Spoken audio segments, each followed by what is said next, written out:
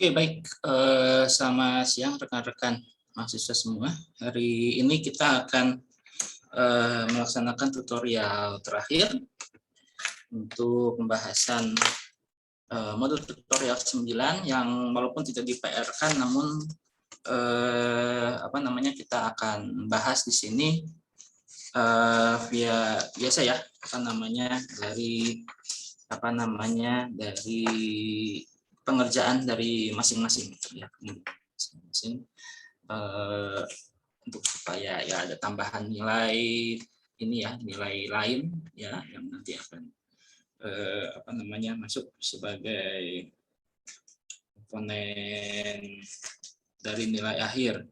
Kalau untuk yang kuis hari Kamis yang lalu terus terang belum diperiksa ya, belum diperiksa karena asisten pemeriksanya sedang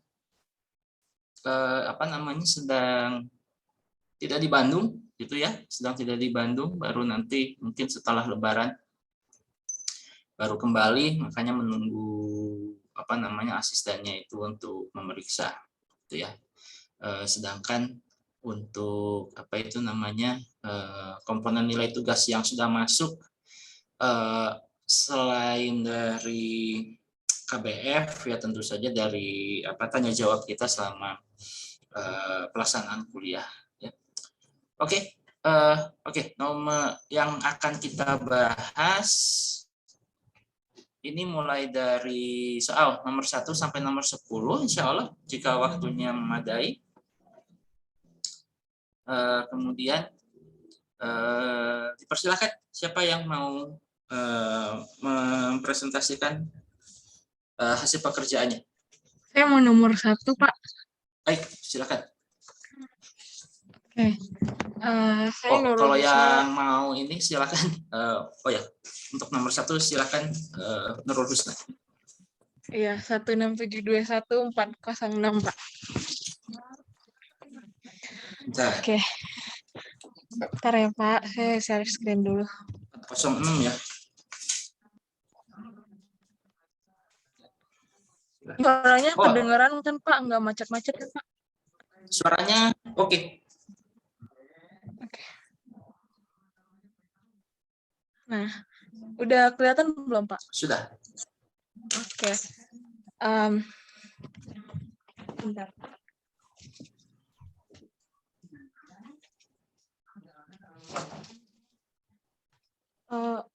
Untuk soal nomor 1 itu sendiri, kan di dalam soalnya kita udah diketahui ya ininya berapa, kayak betanya itu katanya 0,98, V-nya itu 0,98, kemudian ada delta TA-nya 14 sekon. Dan kita diminta untuk mencari delta T ketika V-nya itu 0,98C. Nah, jadi langkah awal kita adalah mengetahui dulu rumus delta T itu apa sebenarnya gitu. Nah, dari yang kita pelajari bahwa delta T itu rumusnya kan delta T0 kali gamma. Nah, karena gamma nggak ada di sini, jadi kita harus merubah gimana caranya gamma ini supaya bisa menghasilkan ini gitu, supaya bisa menghasilkan si beta. Nah, karena kita tahu bahwa gamma itu kan 1 per akar 1 kurang VC kuadrat gitu. Nah, kayak gini. Nah, ini sama dengan beta gitu. Berarti kita dapat rumusnya nih, berarti delta T0 per akar 1 kurang beta kuadrat gitu. Berarti ini fix rumus yang bakal kita pakai. Terus, karena yang kita tahu adalah delta TA, kita bakal bikin gimana caranya supaya delta TA ini dimanipulasi supaya bisa jadi delta T gitu. Nah, berarti delta TA itu kita asumsikan sebagai delta T. Nah, jadi ganti setiap delta T jadi delta TA, terus masukin rumusnya. Nah, tadi kan diketahui ya, ada 0,8, ya pokoknya tadi di dalam soal kan ada diketahui dari grafik ada 0,8 untuk betanya. Nah, habis itu udah kita masukin semuanya, akhirnya dapat ada 8,4 second untuk delta T0. Nah, ini udah delta T0 udah siap. Berarti kita masuk ke dalam diketahui soal. Katanya V-nya ada 0,98. Nah, V0 tadi kan kita udah tahu nih bahwa V kuadrat per C kuadrat itu akan sama dengan beta kuadrat gitu. Nah, berarti V ini bakal sama dengan adanya 0,98. Berarti beta 0,98 juga karena V-nya 0,98. Nah, terus masukin rumusnya karena kita diketahui delta T. Masukin rumus, dapatlah 8,4 kita masukin jadi delta T0, terus 1 kurang 0,98 betanya kuadrat. Akhirnya didapat bahwa delta T-nya adalah 42,21 sekon. Gitu, Pak. Nah, beta itu sendiri beta itu kalau nggak salah V per C ya? Iya, Pak, V per C. Beta itu V per C, sehingga 0,98C itu nanti jadi 0, ini ya. Kemudian gamanya itu, kemudian si betanya itu kan nanti dikuadratkan ya, 0,98 kuadrat itu hasilnya 0, berapa tadi? Yang mana, Pak? Beta kuadrat.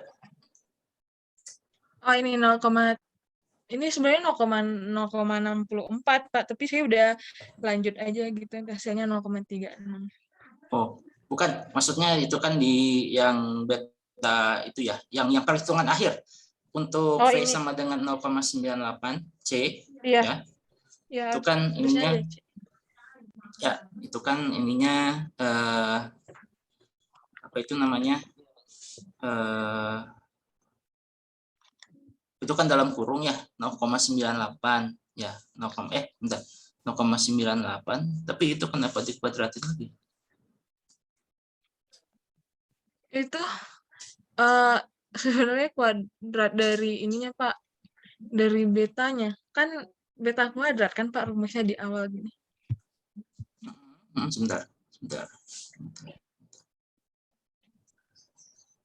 Enggak, tapi Anda menempatkan si kuadratnya itu di luar akar atau di dalam akar? Sebenarnya itu di dalam akar, Pak. Oh ya, oke, di dalam akar ya. Berarti saya hitung dulu. 0,98 kali 0,98,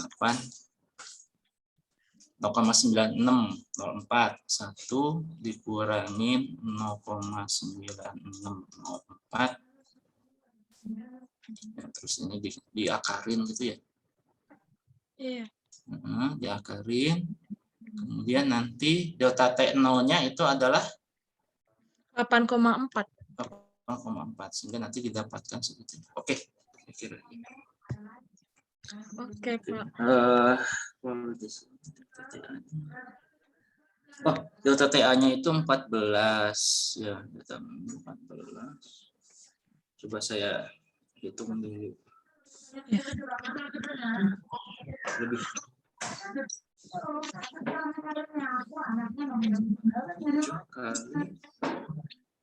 4/7 kali 14 itu 8.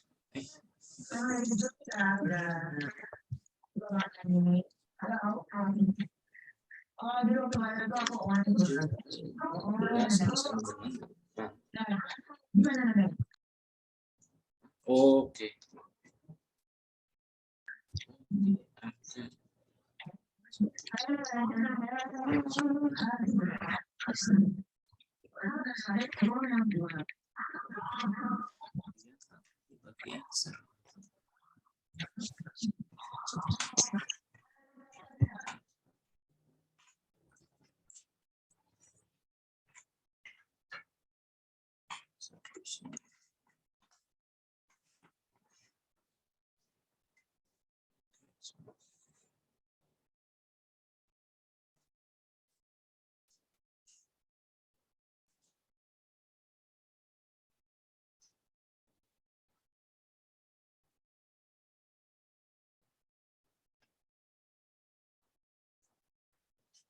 Untuk perhitungan yang bagian kanannya itu sebetulnya udah oke. Hanya penentuan apa ini? Penentuan delta T0-nya, sebentar.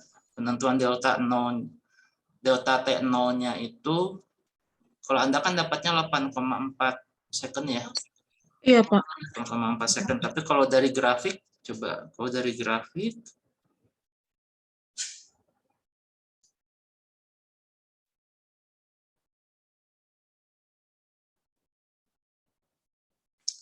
1, 2, 3, 4, 5. Oke. Oke, ini ada koreksi ya. Jadi delta T0-nya itu didapatnya dari grafik. Coba coba ya, ini apa grafiknya? Bisa diperlihatkan nggak grafiknya? Atau dari saya ya? Sebentar. Grafiknya kan seperti ini, ya. Nah, ketika kita mau menghitung berapa delta T0, yaitu kerangka waktu yang diamati di bumi, ya, oleh pengamat yang diam, itu kita melihatnya dari ujung, ya. Jadi pada saat beta ini sama dengan 0, ya, beta ini sama dengan 0, artinya di sini, ya, di ujung ini adalah nilai delta T0 oleh pengamat yang ada di bumi, ya. Nah, sehingga sekalipun nanti hasilnya itu nilainya juga 8 sih sebetulnya. Nilainya juga 8, tapi kalau Anda kan dapatnya 8,4 ya, karena Anda ngitung itu apa namanya dari persamaan tadi itu. Ya. Tapi yang betul itu adalah lihat di grafik. Di grafik ini kita tutup aja kali ya. Di grafik ini ya, ini ada kondisi di mana dia itu adalah ininya 0 ya. Artinya kecepatan, artinya kalau betanya 0 itu artinya dia tidak dalam kondisi relativistik atau sesuai dengan pengamatan orang yang ada di kerangka yang diam ya. Nah, oleh karena itu, maka jika dilihat demikian, maka nilai ini ya, delta T-nya ini adalah ada nilainya ya. Jadi saat betanya 0, delta T-nya tuh ada nilainya. Nah, delta TA-nya ini kan 14 ya. Nilai maksimumnya 14. Kemudian ini pembagiannya kotaknya ini ada 1, ada 2, ada 3, ada 4, ada 5, 6, 7. Jadi paling atas ini 7, tapi si grafiknya ini sampai ke 4 ya. Jadi 4/7 ya. 4/7 kali 14 ya. 4/7 kali 14 adalah sama dengan 8. Jadi delta T0 ya. Delta T0 yang apa itu namanya, yang diamati oleh pengamat di bumi ya, yang diam itu sama dengan ini apa namanya 4/7 kali 14 sama dengan 8 second ya. 8 second. Jadi event yang diamati sama pengamat yang diam itu 8 second, sedangkan yang apa itu namanya, yang diamati sama orang atau pengamat yang bergerak dengan 0,98 C itu adalah 40 second ya.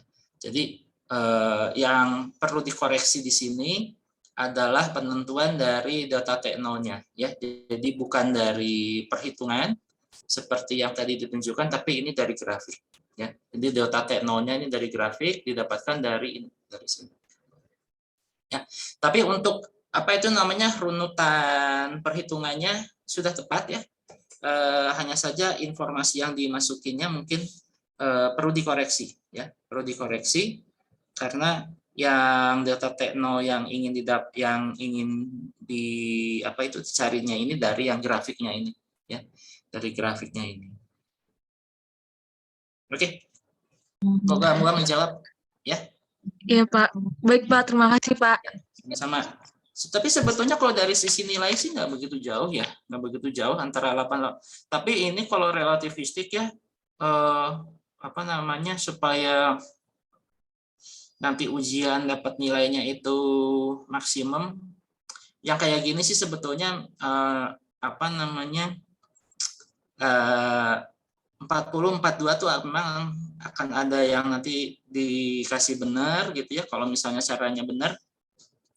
Ada yang nanti dikasih nilainya itu paling 80% gitu ya dari nilai total. Nah, tapi setidaknya kalau di ujian luring, setidaknya kalau Anda mengisi jawaban dengan cara yang tepat tapi hasil akhirnya itu salah, maka setidaknya Anda dapat nilai. Kalau di ujian daring Anda 0 ya. Makanya kemarin itu banyak yang kurang bagus itu karena baik benar tidak dilihat dari jalannya, tapi kalau sekiranya jalan yang dipakai itu tepat atau ada kesalahan perhitungan dan yang sebagainya, nah itu tetap ada nilainya ya. Jadi untuk memperbaiki seperti. Nah, kemudian wanti-wanti lagi untuk penulisan kuadrat dan lain sebagainya harus ini mungkin ya, harus seakurat mungkin, karena kalau misalnya saya tadi makanya tanya apakah si kuadratnya itu ada di luar akar atau dalam akar, karena nanti kalau yang meriksanya kritis ya nanti bisa disalahkan gitu ya dan lain sebagainya. Oke, tadi ada yang volunteer untuk nomor 2. Aurelia Tedrika, silakan. Share screen-nya, Pak. Ya, ini saya tutup sharing-nya. Udah kelihatan belum, Pak? Sudah. Jadi di soal tuh ini kan diketahui kalau penjelajah tuh berangkat dari bumi dengan kelajuan 0,99 C menuju bintang Vega yang berjarak 26 tahun cahaya dari bumi. Terus ditanyakan berapa lama waktu yang telah berlalu menurut pengukuran jam di bumi. Ya, terus yang A itu ketika penjelajah mencapai bintang Vega. Kalau itu tinggal dari 26 tahun cahaya dibagi 0,99 C, jadi didapat sekitar 26,26 tahun gitu. Terus yang kedua ditanyakan ketika pengamat di bumi menerima pesan penjelajah bahwa ia telah tiba. Nah, pesan yang dikirim tuh pasti berupa gelombang EM dengan kecepatan C, sehingga butuh waktu 26 tahun dari bintang Vega untuk sampai ke bumi. Jadi menurut orang bumi itu dari sini, dari 26,26 ini ditambahin sama 26 tahun. Jadi hasilnya 52,26 tahun. Dan yang terakhir, berapa penambahan umur penjelajah menurut orang bumi itu 26 tahun. Begitu, Pak. Oke, untuk yang waktu penjelajahan memang itu diamatinya itu sama yang diam ya. Jadi jaraknya kita ketahui dia itu 26 tahun cahaya ya. 26 tahun cahaya, kemudian diketahui juga kecepatan geraknya adalah 0,99 C. Maka didapatkan menurut kita yang ada di bumi, si pesawat itu akan sampai di apa sih nama bintangnya? Bintang Vega. Akan sampai di bintang Vega itu setelah 26,26 tahun ya. Setelah 26,26 tahun. Nah, kemudian ketika penerima di bumi menerima pesan penjelajah bahwa ia telah terima di bintang, nah pesan dikirim pasti berupa gelombang M. Nah, itu kecepatannya sama ya, kecepatan antara yang bergerak dengan kecepatan saya sama yang ada di bumi, C itu adalah sesuatu hal yang konstan ya, sehingga dia tidak memerlukan koreksi ya, tidak memerlukan. Beda kalau misalnya kita ingin mengoreksi kecepatan gerak dari suatu objek yang bergerak itu ya, diamati sama yang bergerak dengan kecepatan cahaya sama yang tidak. Nah, itu ada koreksi, tapi kalau ini enggak. Nah, makanya dengan demikian maka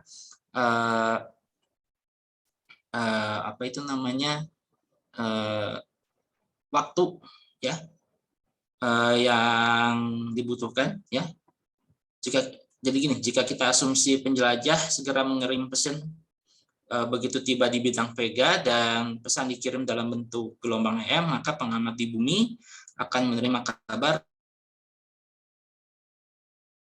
pada waktu yaitu tadi yang waktu perjalanannya yang 26,26 tahun itu ditambah 26 ya, sehingga nanti hasilnya adalah 52,26 tahun.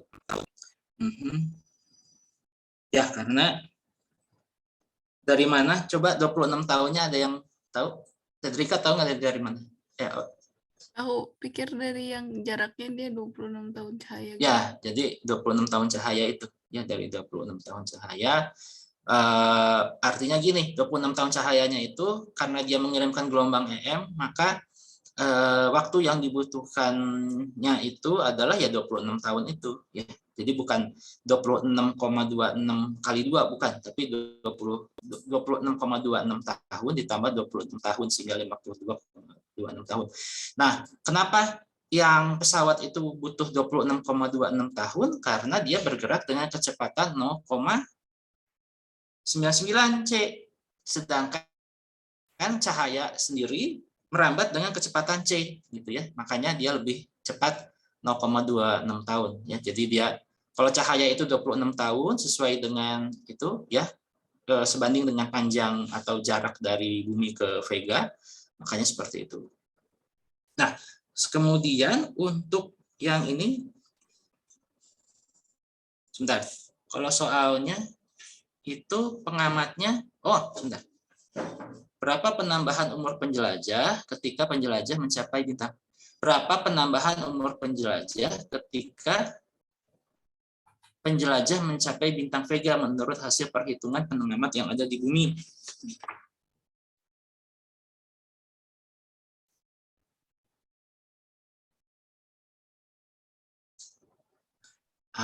Oke. Nah, kalau yang jawaban yang C ini perlu dikoreksi ya. Yang ditanya itu adalah gini, kan ini kan yang yang kita ketahui adalah V-nya itu 0,99. Kemudian kita tahu juga waktu dia bergerak ke Vega ya. Waktu dia itu mencapai Vega itu kan 26,26 tahun. Nah, itu adalah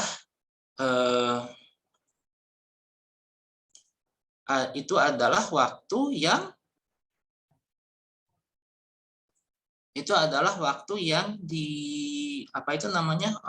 dialami oleh siapa? Waktu yang dialami oleh penjelajah, tapi menurut yang di bumi. Ya, di bumi ya. Iya. Properti diukur oleh si masih penjelajah. Penjelajah.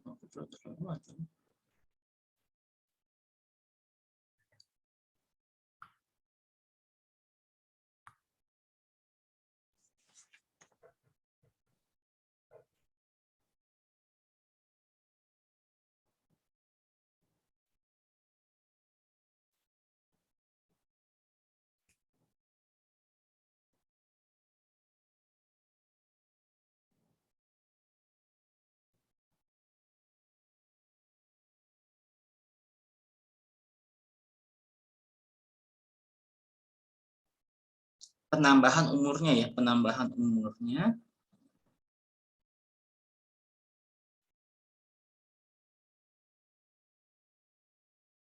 Iya, penambahan. Iya, pengamat di bumi ya. Kalau pengamat di bumi sih melihatnya dia harusnya 26 tahun ya. Harusnya 26 tahun, jadi bukan 3. Kan kalau di ininya kalau waktu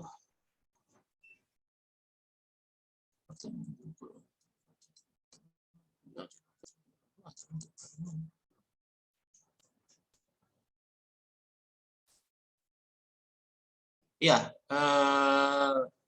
jadi memang yang tepat itu adalah yang si 26 tahun itu. Coba sebentar saya ini ya.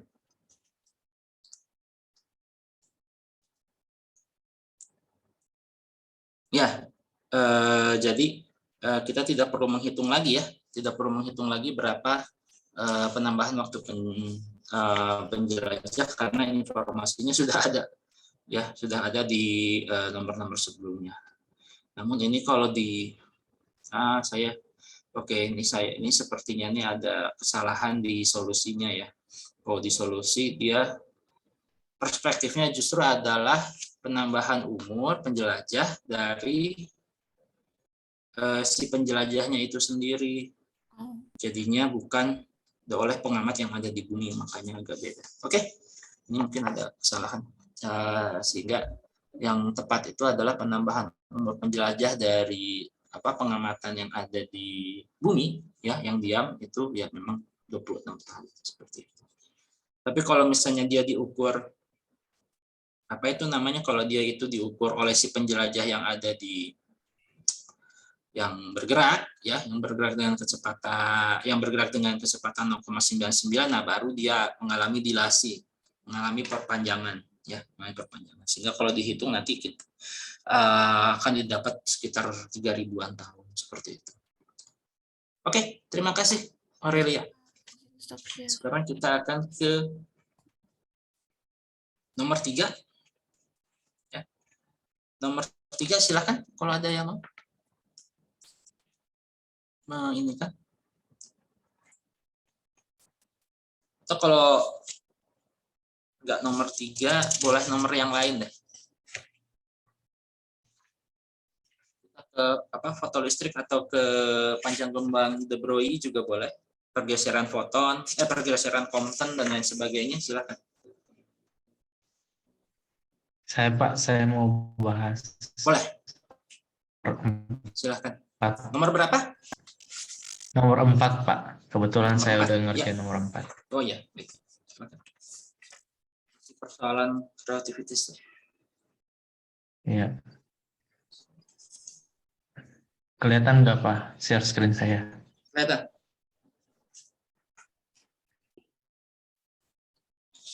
Nah, soalnya sebuah armada pesawat angkasa dengan panjang 1 tahun cahaya diukur pada kerangka diamnya, bergerak dengan kelajuan 0,8 C relatif terhadap suatu stasiun yang terletak pada kerangka S. Seorang pembawa pesan bergerak bersama pesawatnya dari ujung belakang armada menuju ujung depan armada dengan kelajuan 0,95 C relatif terhadap kerangka S juga. Berapa lama waktu penjelajah pembawa pesan tersebut bila diukur oleh kerangka acuan diam pembawa pesan, oleh kerangka acuan diam armada, dan oleh seorang pengamat yang diam terhadap kerangka acuan S. Berarti yang soal ini tuh dia mengungkapkan masalah relativitas yang nanti untuk menjawab pertanyaan A, berapa lama waktu perjalanan pembawa pesan tersebut bila diukur oleh kerangka acuan diam pembawa pesan, oleh kerangka acuan diam pembawa pesan. Nah, waktu perjalanan diketahui di sini ada panjang pesawat tanpa pada keadaan diam itu 1 tahun cahaya.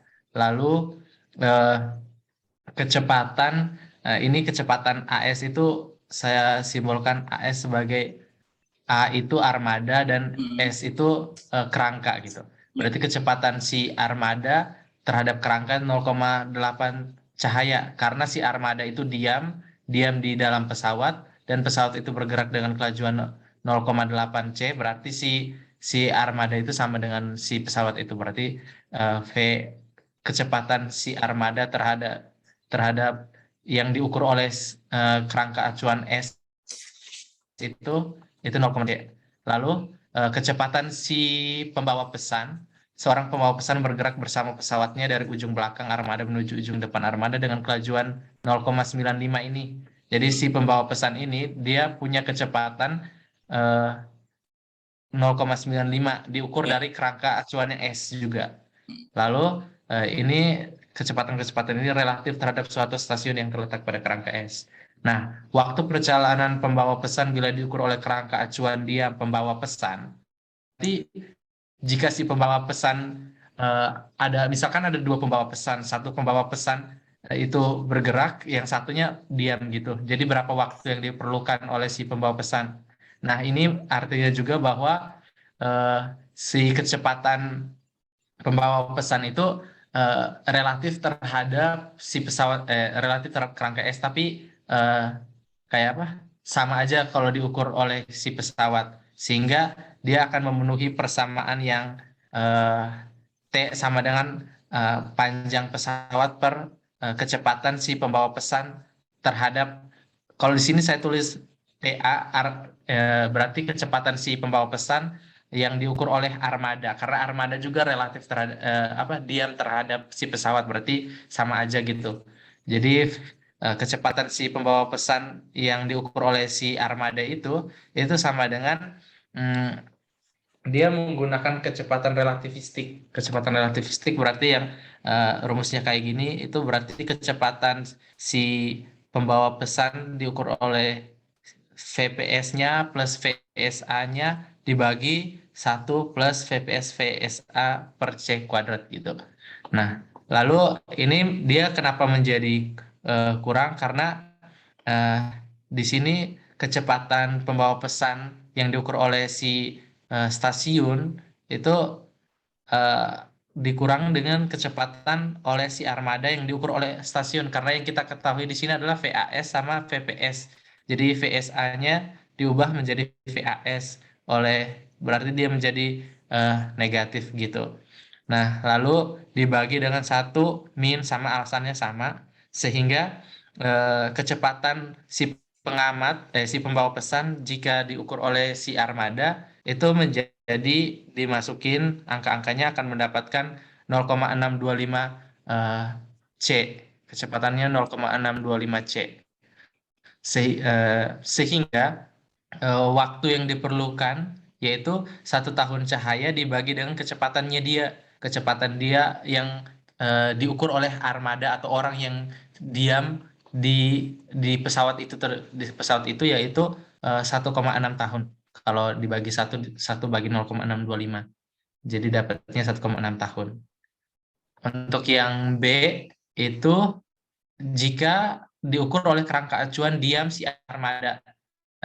Kerangka acuan diam si armada itu sama saja dengan kerangka acuan si pembawa pesan, karena dua-duanya berada di kecepatan yang sama, karena dalam pesawat yang sama, jadi mereka sama waktu yang ada pada suatu acuan yang sama, yakni kecepatan pesawat, sehingga 1,6 tahun. Lalu untuk jawaban yang C yaitu oleh seorang pengamat yang diam terhadap kerangka acuan S. Berarti jika diukur dari pengamat yang diam pada kerangka acuan S, maka kecepatannya itu waktunya itu adalah panjang pesawat, tapi bukan panjang L0 yang L relativistiknya dibagi dengan kecepatan si pengamat yang diukur oleh orang diam S, VPS. Lalu sehingga kita perlu cari nilai L-nya dengan L sama dengan L0 per gamma. L0 dikali 1 kurang V kuadrat per C kuadrat. Nah, V kuadrat di sini yaitu VPS ini. VPS-nya 0,8 kuadrat C kuadrat per C. Jadi dapatnya nanti 0,6 tahun cahaya. Itu panjang L, 0,6 tahun C. Sehingga untuk T-nya itu 0,6 tahun cahaya dibagi dengan VPS-nya 0,9 C. Hasilnya 0,632 tahun. Segitu sih, Pak. Ya. Oke, kalau untuk yang B-nya sih oke. Untuk yang B-nya yang 1,6 tahun itu oke, tapi kalau yang A-nya itu caranya sudah tepat, tapi ada kesalahan di itu. Ada kesalahan di VPS kurang VAS. Jadi kalau di yang A-nya itu justru dia kebalik, ya. Jadi solusi yang Anda tulis untuk jawaban A itu baru akan tepat untuk menjawab yang B. Baru akan tepat untuk menjawab yang B, sedangkan kalau yang A itu justru kebalik. Harusnya dia VAS minus VPS. Nah, sehingga dengan demikian kecepatan Kecepatan pengamat. Ya, jadi ini di sini kecepatan jadi pengamat. kecepatan armada ya dalam kerangka dalam kerangka acuan pembawa pesan, si armada itu akan bergerak dengan kecepatannya itu justru minus 0,625 C. Karena karena 0,8 C dikurangi 0,95. Kalau pembaginya nggak masalah. Nah, sehingga waktu yang dibutuhkan itu Sebentar. Nah, waktu yang dibutuhkannya itu 1 panjang jalan. Harusnya sama kan, Pak? Cuma penandaan ininya, Pak, Oh, ininya minus juga. atau plusnya. Itu minus ya. Itunya Ya. V-nya minus. Tapi Kalau yang si A, panjangnya kalau juga yang berbeda ya, karena ini kan perjalanan pesan menurut si pembawa pesan apa namanya, kan yang ditanya itu adalah berapa lama lama perjalanan pembawa pesan menurut dia sendiri kan ya. Coba soalnya ya. mana? Berapa lama waktu perjalanan pembawa pesan tersebut bila diukur oleh kerangka acuan diam pembawa pesan. Ya. Ya, jadi untuk persoalan yang A, si L-nya itu ya panjang dari ininya, dari pesawatnya itu harus diinikan juga, harus dikoreksi juga secara relativistik karena dia itu kan dari si pembawa pesan, ya. Ya. Dilihat dari si pembawa pesan. Si pembawa pesan kecepatannya berapa? 0,95 C ya. Si pembawa pesan kecepatannya 0,95 C. 95 C. Nah, oleh karena Iya, itu maka betul. panjang pesawatnya juga harus dikoreksi, ya, juga harus dikoreksi. Jadi maaf kalau di ini kan saya share dulu. Oh, saya Pembawa harus pesan buka. bergerak bersama pesawatnya dari ujung belakang armada gitu, Pak. Nah, itu Ini apa namanya?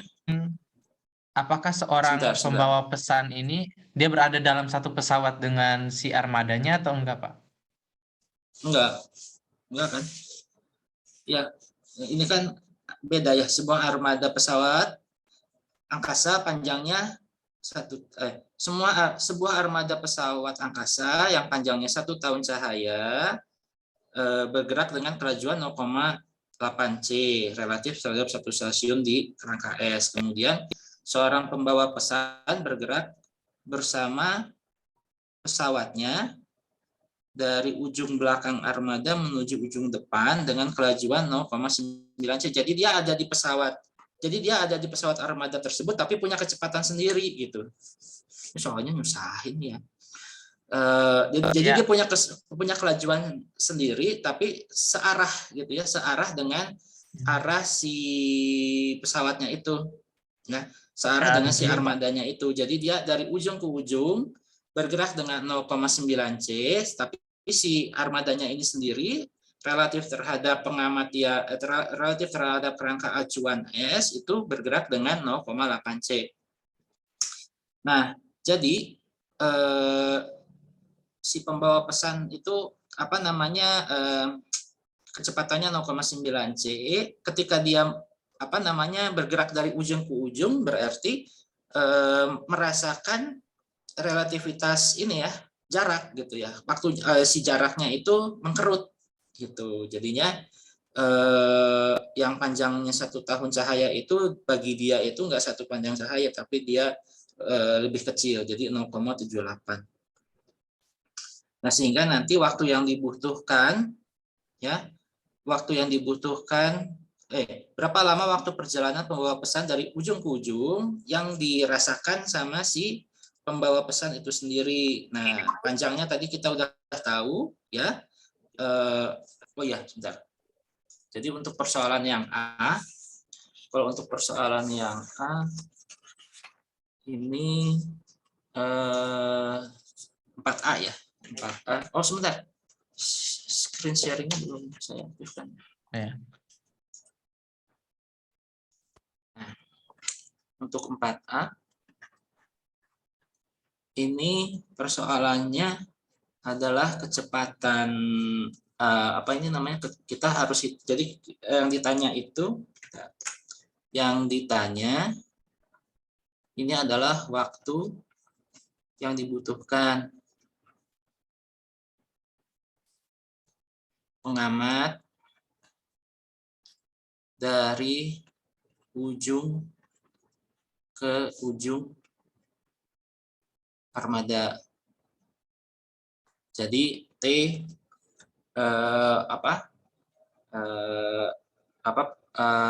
pengamat ini saya kalau dari ininya ya, kalau dari solusinya M ini messenger. Ini adalah ditanya waktu yang dibutuhkan oleh pembawa pesan. Sorry ya, bukan pengamat, sorry. Pembawa pesan. Memang kalau relativitas memang agak rumit, saya juga nggak begitu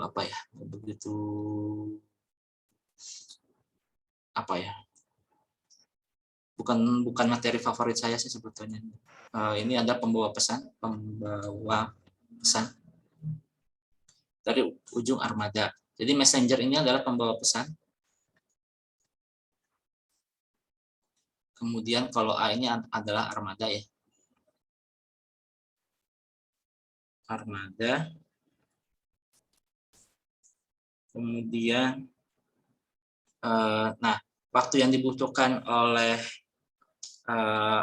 messenger dari pengamat dari perspektif dia sendiri itu adalah sama dengan panjang dari A terhadap M, ya, panjang dari armada terhadap M dibagi sama kecepatannya, kecepatan armada sama M. Nah, ini pertama-tama kita hitung dulu VAM. Ini berapa? VAM ini kalau di solusi ini adalah VA dikurangi VM dibagi 1 min VA VM per C kuadrat. Nah, ini adalah sama dengan 0,8 C dikurangi 0,95 C dibagi 1 min 0,8 kali 0,95 minus 0,625. Ya, C kuadrat, ini C kuadrat.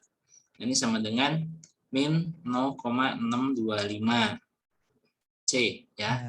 Ini dapatnya segini. Nah, kemudian karena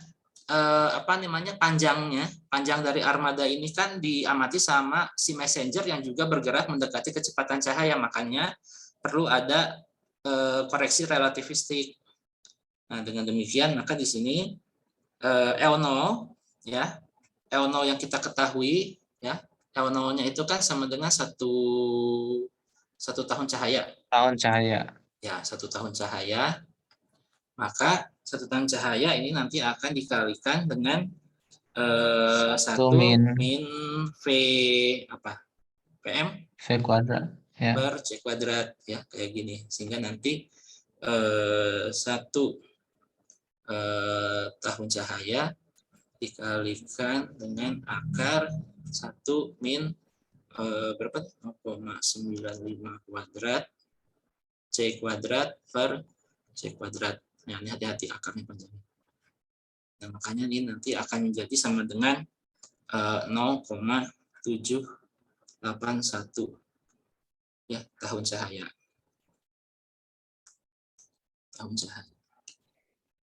Nah, baru nanti dari sini kita dapatkan nih 0,781 dibagi 0,625 sama dengan 1,25 tahun.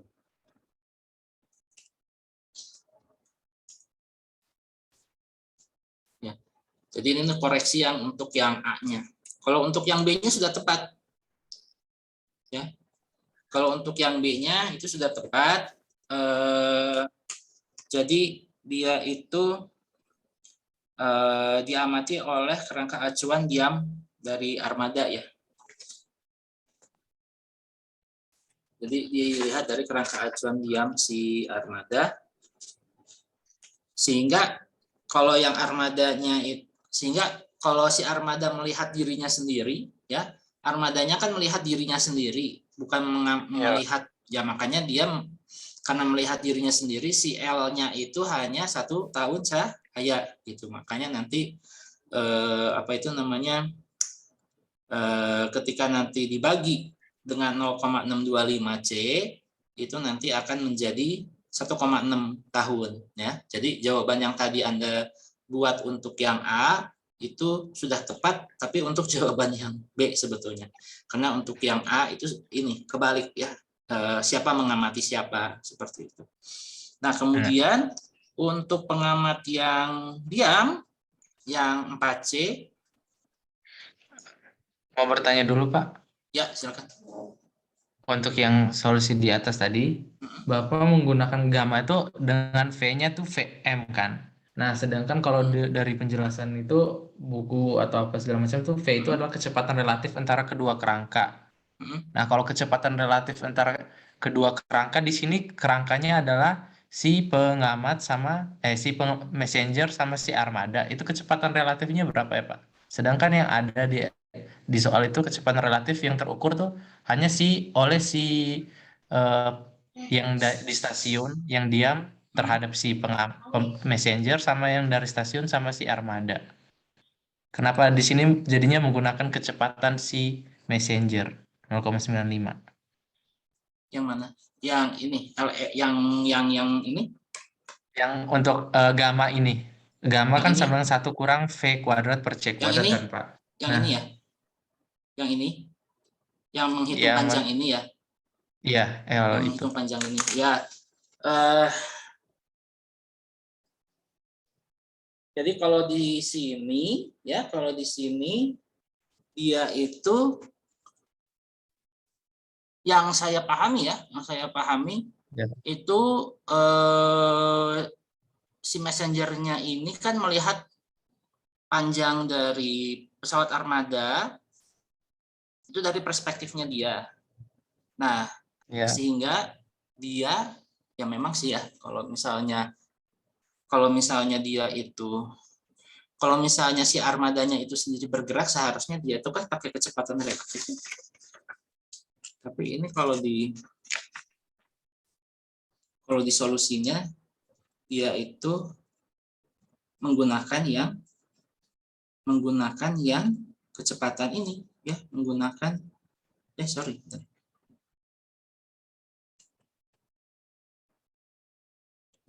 menggunakan menggunakan kecepatan armada dari perspektif si messenger itu,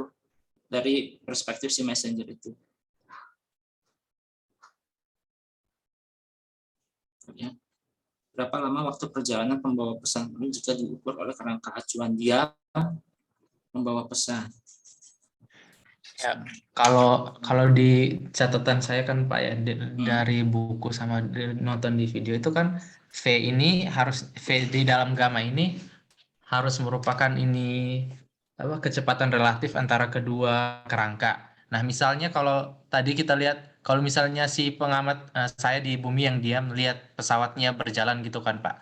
Nah, Ya. itu kecepatan relatifnya antara saya dan si pesawat yang berjalan itu. Jadi misalkan 0,8 C tadi itu nanti pakainya 0,8 C. Nah, di sini kalau dari soal berarti kecepatannya itu adalah kecepatan relatif antara si messenger sama si armada itu. Nah, Ya. kecepatan relatif itu belum diketahui.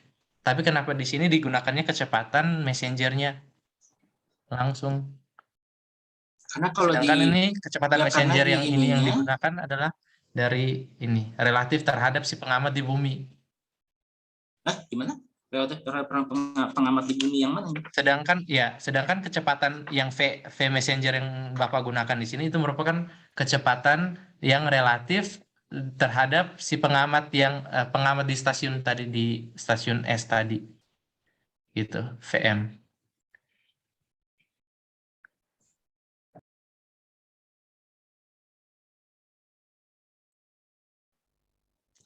Ya. Kemarin juga saya sempat jadi, bingung di apa situ namanya? kan ya, Pak ya. Ya.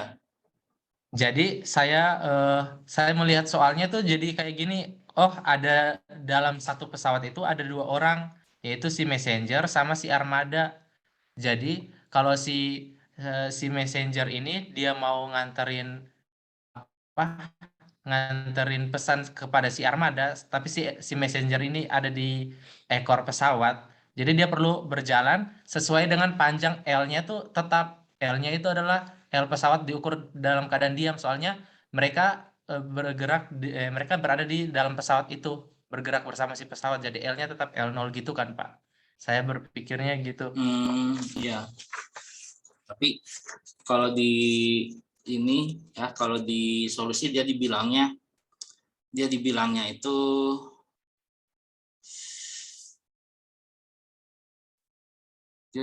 itu karena dia ini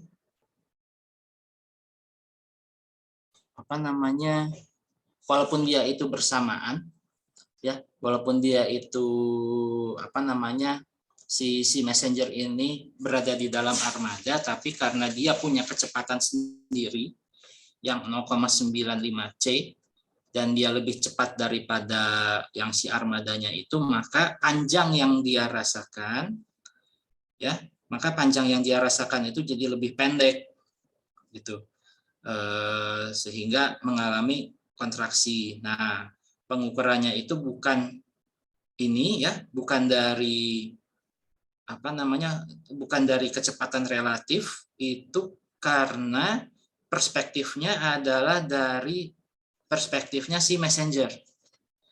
Kalau pakai kecepatan relatif, maka itu baru tepat untuk pengukuran yang ada di bumi. Kalau menurut solusi ini, ya, kalau dari menurut apa namanya solusi yang ada di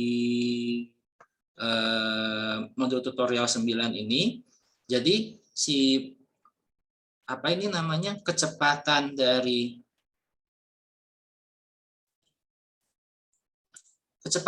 armada menurut perspektif si messenger itu adalah ini tadi yang baru saja diperlihatkan itu, yang apa 0,8 C dikurangi 0,9 C ini, sehingga didapatkan dia minus. Jadi misalnya dia apa namanya, jadi menurut si messenger yang ada di armada itu, si armadanya itu kan bergerak ke depan. Kalau dari pengamat yang ada di S, dia tuh kan si pesawat itu bergerak ke depan, tapi menurut si pembawa pesan, si messenger justru ke belakang gitu. Nah itu. Nah kemudian kalau untuk panjangnya itu adalah dari perspektifnya si pembawa pesan.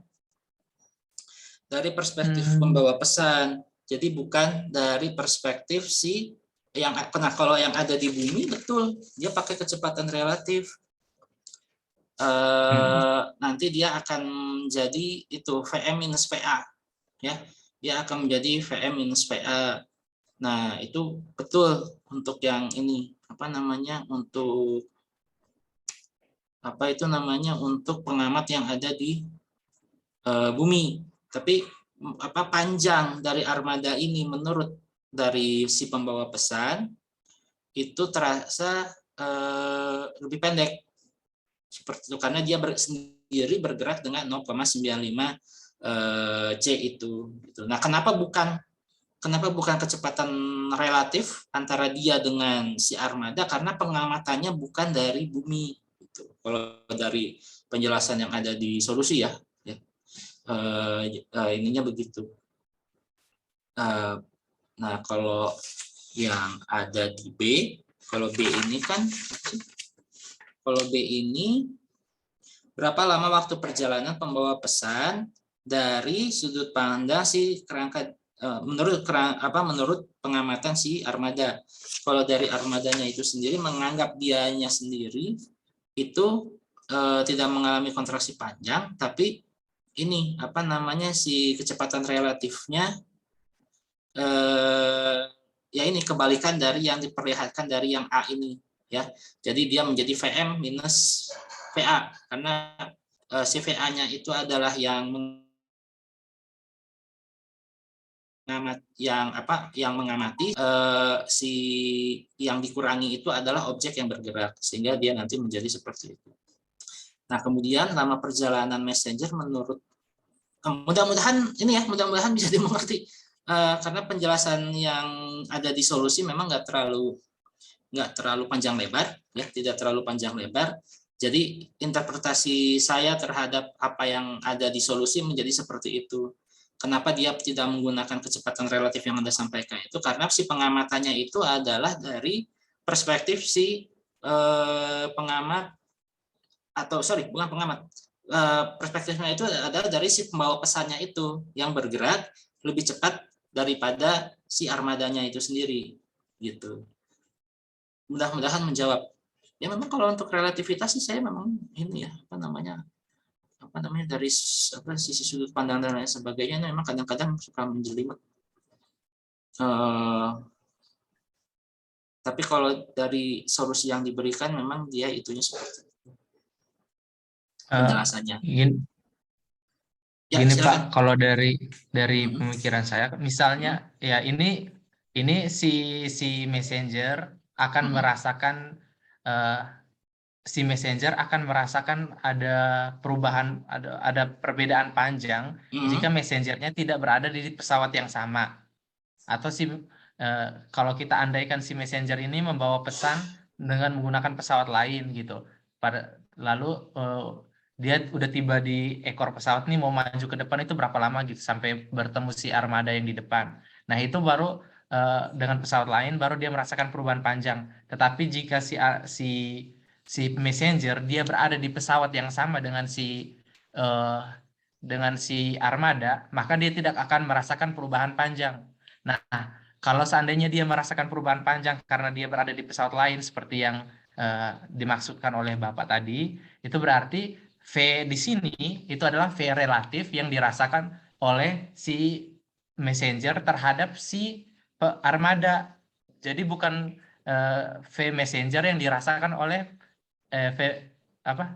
kecepatan messenger yang diukur oleh si orang di stasiun tadi. Sehingga harusnya di sini adalah VMA itu yang untuk di dalam gamma itu adalah VMA. Kalau seandainya dia berbeda, pesawatnya berbeda, jadi kita mengukurnya dari si messenger terhadap si armada, sehingga V-nya itu adalah kecepatan relatif di antara si messenger dan si armada. Kalau masukin 0,95 itu kan kecepatan yang relatif dari si messenger terhadap si pengamat di stasiun.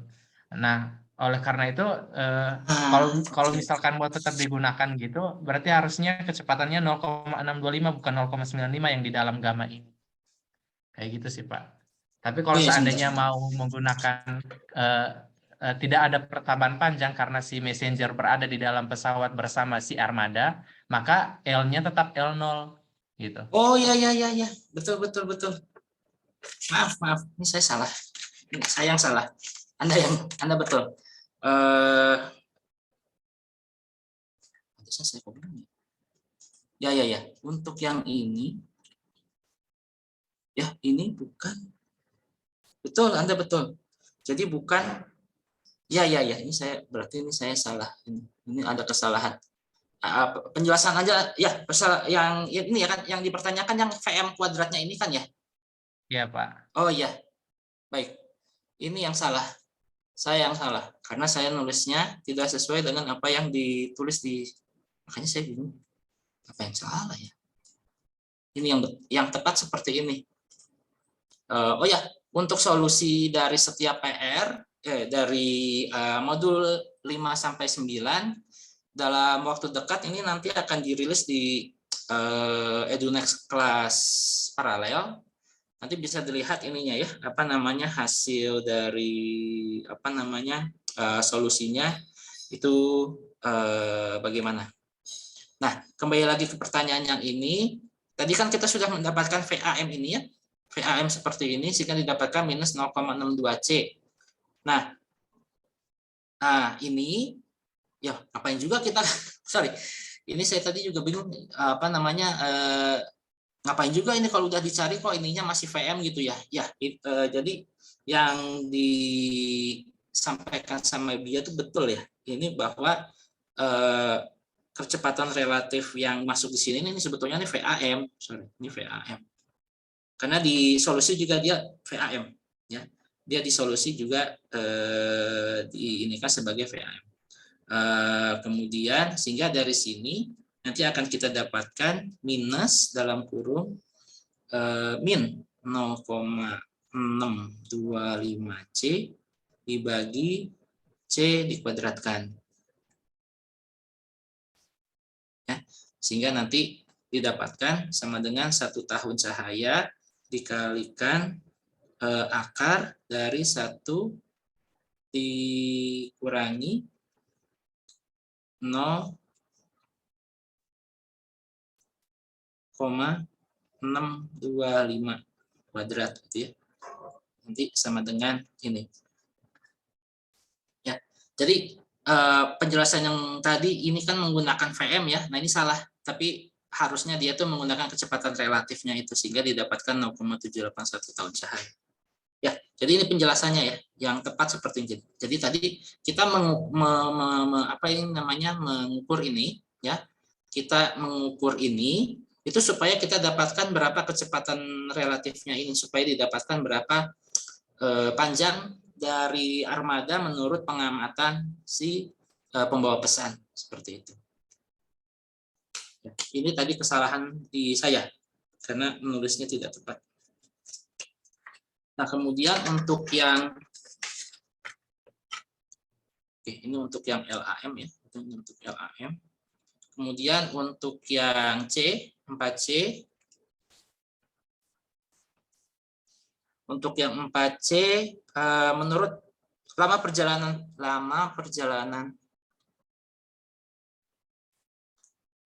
pembawa pesan ya, pembawa pesan terhadap kerangka terhadap kerangka S, kerangka diam S itu panjang armada ya, panjang armada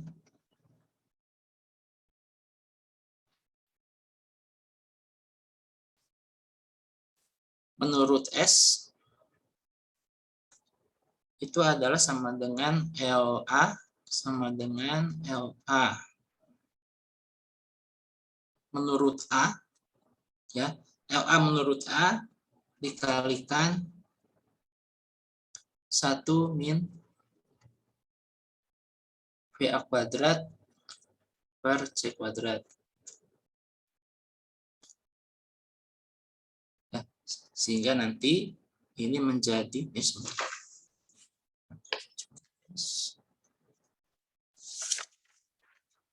panjang 1 tahun dihukum pada kerangka diamnya.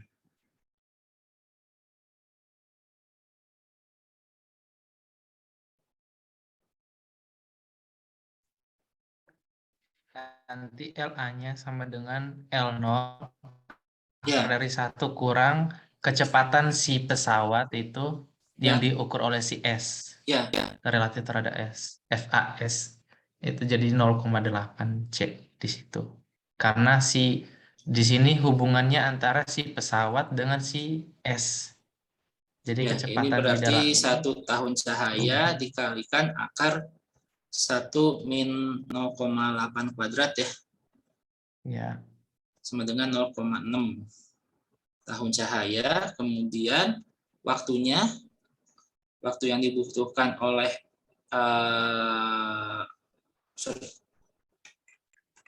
waktu yang dibutuhkan oleh messenger menurut pengamat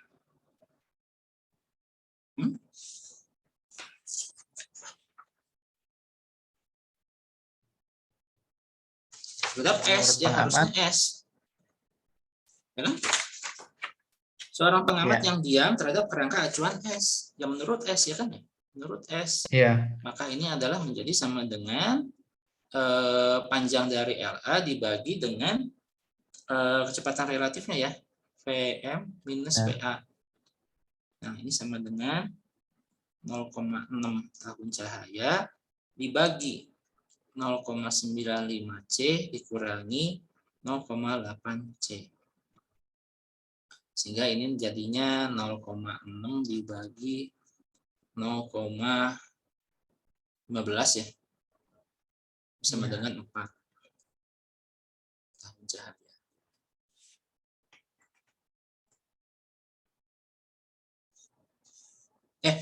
Sorry, bukan tahun cahaya. Ini kan tahun cahaya dibagi C ya, ini tahun. Ya, waktunya adalah 4 tahun.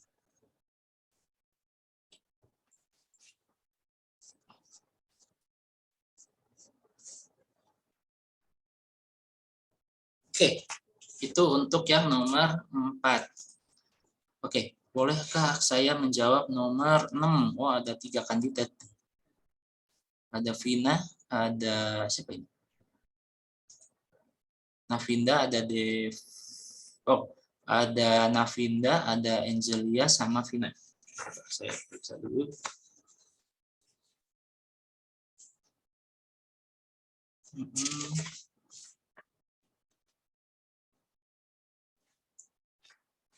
Angelina sama Navinda.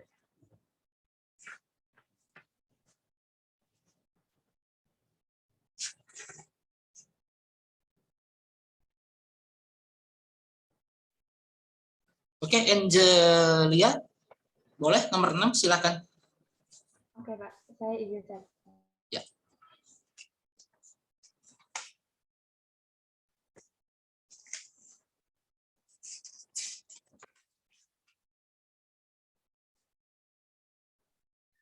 Oke, jadi nomor 6 ini ditanyakan itu beta jika yang A diketahui K itu sama dengan 2E0. Jadi yang pertama ini pakai persamaan energi kinetik. K sama dengan E0 dikali gamma min 1. K-nya dimasukkan, terus akhirnya ketemu nilai gamma sama dengan 3. Karena gamanya sudah diketahui, maka bisa dicari beta dengan menggunakan persamaan gamma sama dengan 1 per akar dari 1 min beta kuadrat, sehingga dilakukan operasi dan didapatkan hasil betanya itu 2 per 3 akar 2 atau 0,9428. Selanjutnya untuk yang B itu diketahuinya E sama dengan 2E0. Dan ini pakai persamaan energi total, jadi E sama dengan gamma E0, didapatkan gamanya sama dengan 2, terus memakai persamaan yang sama dengan yang A, jadinya betanya didapatkan setengah akar 3 atau 0,866.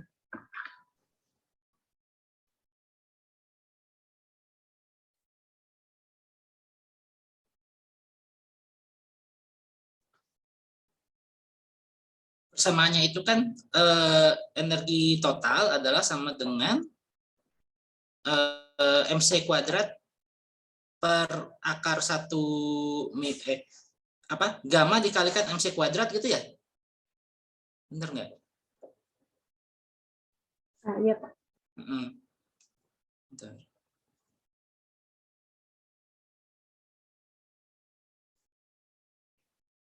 Gammanya 2. Ya, gamanya itu 2. Kemudian gamanya itu 2. Ya, itu disebut 2. Kemudian di ini 1 dikurangi 1/4, 3/4. Betul ya? Bentar.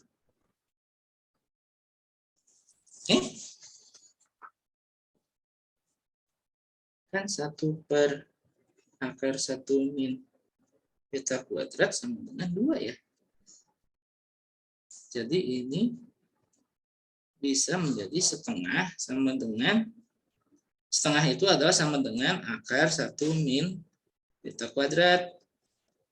Ya, kemudian ini 1/4 sama dengan 1 min beta kuadrat. Kemudian pindah ruas, beta kuadrat sama dengan 1 dikurangi 1/4 sama dengan 3/4. Oh iya, ini berarti solusinya salah ya. Seperti setengah akar 3 0,8, setengah akar 3. Oke, setengah akar 3 0,866. Iya, Pak. Ya, baik. Kalau begitu ini justru solusinya yang salah. Kenapa betanya seperakar 2 ya? Begitu ya? Aneh. Iya, ini udah yang justru Anda yang lebih tepat. Betanya ini seharusnya setengah akar 3. Ya, seperti itu. Oke, terima kasih. Ke nomor 7, efek fotolistrik. Tadi ada yang mengajukan. Ini siapa? Navinda, silahkan. Izin share screen, Pak. Ya, boleh. Sudah terlihat belum ya, Pak? Sudah. Oke. Jadi nomor 7 itu kan kita ada rumus P sama dengan R kali E. R ini itu emisi foton, rate emisi fotonnya. Terus E-nya itu energi dari satu foton. Terus ini dengan asumsi kalau semua dayanya itu untuk ke produksi foton, sehingga dapat P sama dengan R kali E. Terus kita juga ada rumus E sama dengan HF bisa diganti jadi HC per lambda, di mana H itu konstanta Planck dan F itu frekuensi, atau tadi bisa diganti jadi C per lambda, lambdanya itu wavelength, karena ini disesuaikan dengan yang data yang dikasih. Kemudian E-nya ini bisa disubstitusi ke P sama dengan R kali E. Jadinya P sama dengan RHC per lambda, terus untuk karena yang ditanya itu R, berarti tinggal dipindah ruas, jadinya R sama dengan lambda P per HC. Kemudian untuk yang B, ditanya berapa foton per satuan waktunya, jadi bisa dipakai dari persamaan yang di atas. Jadi sudah dikasih tahu juga lambda, P, H, dan C-nya. Jadi bisa tinggal dimasukkan, jadi dari soal itu lambdanya 700 nanometer, dayanya 400 watt, terus dibagi HC-nya tuh ada tetapannya. Setelah dihitung dapat 1,41 kali 10 pangkat 21 foton per second. Yang A itu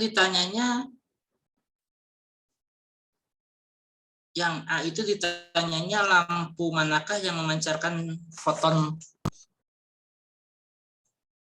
persatuan waktu lebih banyak loh. Ini kan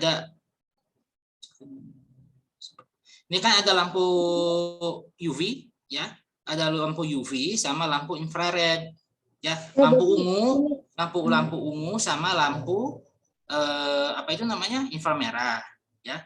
Pertanyaannya itu kan lampu manakah yang memancarkan jumlah foton persatuan waktu lebih besar ya? Iya Pak, maaf saya lupa masukin. Jadi kan dari persamaan ini didapatkan bahwa R itu dia sebanding dengan panjang gelombang, yang ini lambda ini. Berarti lampu dengan laju jumlah foton yang lebih besar itu lampu dengan panjang gelombang yang lebih besar. Jadi dari 700 nanometer sama 400 nanometer lebih besar yang 700 nanometer. Lupa ya. Yang inframerah ya, karena panjang gelombangnya lebih besar atau frekuensinya lebih pendek. Ya, frekuensinya lebih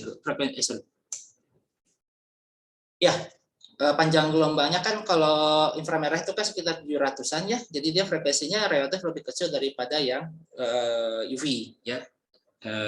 Makanya dia pancaran jumlah fotonnya lebih banyak. R-nya itu kan sebetulnya kita diminta untuk hitung jumlahnya ya, betul kan ya, menghitung jumlah foton. Jadi jumlah dari foton yang terpancar persatuan waktu itu kan jadi gini, daya P itu kan energi per waktu, sedangkan energinya itu sendiri kan sama dengan HC per lambda atau H frekuensi kan. Nah, karena pertanyaannya itu adalah jumlah foton per waktu, maka ini tadi ada istilahnya R gitu ya, ada istilahnya R. Jadi R itu adalah jumlah foton per waktu. Nah, untuk yang jumlah foton per waktu itu kalau dilakukan manipulasi matematik didapatkan dia itu linear terhadap panjang gelombang. Nah, sehingga panjang gelombangnya lebih panjang atau frekuensinya lebih pendek itu nanti akan atau frekuensinya lebih kecil, itu nanti akan didapatkan jumlah foton yang lebih banyak seperti itu. Makanya inframerah yang ini ya, jawabannya inframerah. Sedangkan jumlah fotonnya per waktu itu adalah sama dengan 1,41 kali 10 pangkat 21 foton per second. Makanya bisa dihitung kalau misalnya kita menyalakan lampunya itu, misalnya kita menyalakan lampunya sejam. Nah, jumlah fotonnya berapa tuh? Kalau sejam. Berarti dikali 3600. 3.600 second. Ya, dari 60 sek. 1 jam sama dengan 60 menit, 61 menit, 60 second. Jadi 60 kali 60, 3.600. 1,41 kali 10 pangkat 21 dikalikan 3.600. Jadinya berapa tuh? Angkatnya jadi 2. Angkatnya itu jadi 23 ya, atau 24. Ya, Jadi 24, Pak. Ya, pangkatnya jadi 23. Jadi 3,6 dikali 1,4, 1 kali 10 pangkat 24. Ya, jadi banyak sekali itu dalam 1 jam aja itu sih jumlah fotonya itu sangat banyak. Dan kasat mata ya, dia nggak bisa kita lihat si fotonya itu. Tapi kalau misalnya kita pasang detektor atau kita pasang fotosel, itu bisa dia kedeteksi, karena pada saat dia itu menumbuk fotosel dia bisa menghasilkan pelepasan elektron seperti itu. Oke, terima kasih. Kita ke nomor selanjutnya. Tadi ada volunteer Sabata nomor 10. Oke, boleh. Nomor 10 silakan. Baik, izin share screen.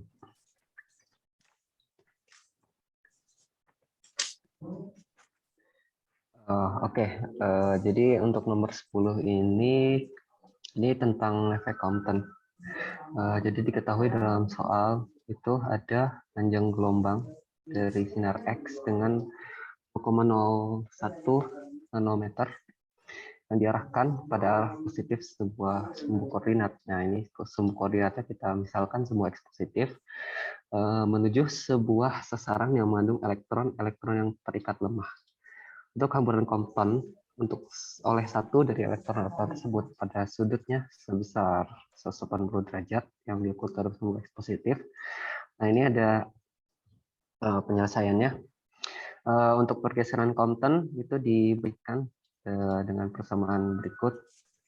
Ini delta lambda sama dengan H per M massa elektron kali kelajuan cahaya. Nah, ini kalikan 1 min cos V. Nah, ini ada perhitungannya seperti ini.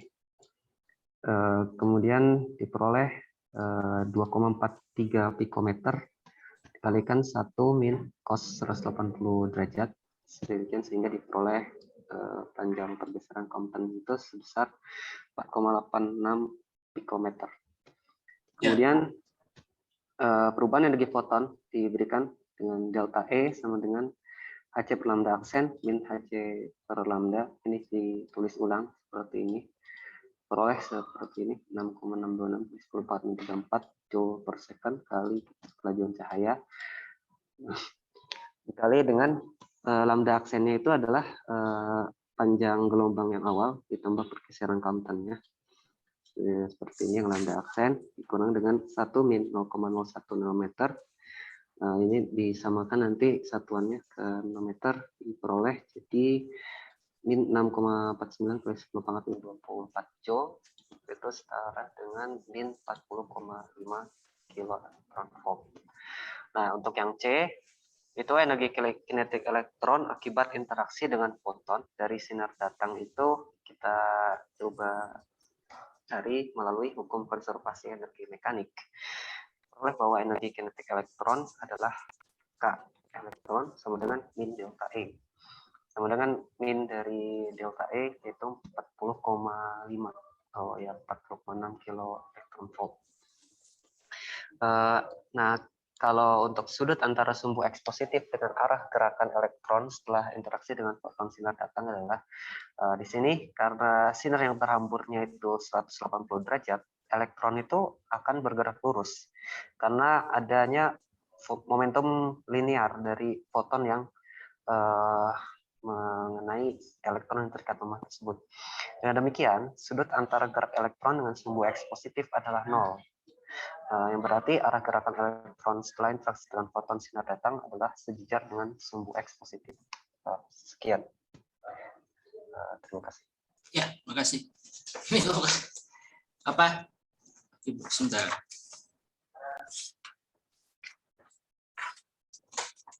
Rapi banget ininya. Akibat sinar apa namanya formatnya? Ya, Pak. Dapat udah apa namanya? Perhitungannya sudah tepat ya. Perhitungannya sudah tepat. Baik itu nomor A, B dan C. Kemudian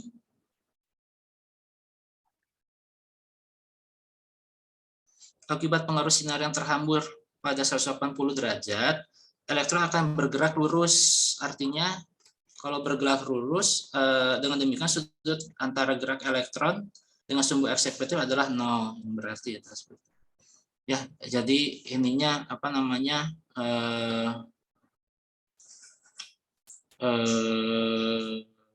si sudutnya ya antara sumbu X positif dengan gerakan elektron setelah interaksi dengan foton sinar datang itu adalah 0 derajat ya, adalah sebesar 0 derajat. Itu kondisinya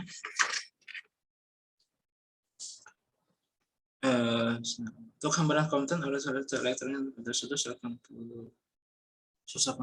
Oh, berarti dia hamburannya itu 80 ya, jadi kan gini ya, dia ke sini ya, bisa ternyata ya.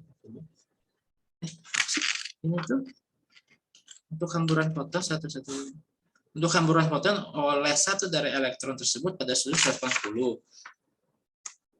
Tentukan sudut antara dengan arah gerakan elektron. Oh, oke. Arah gerakan elektron. Jadi kayak bola biliar. Nih ya, jadi ada ini si fotonya datang.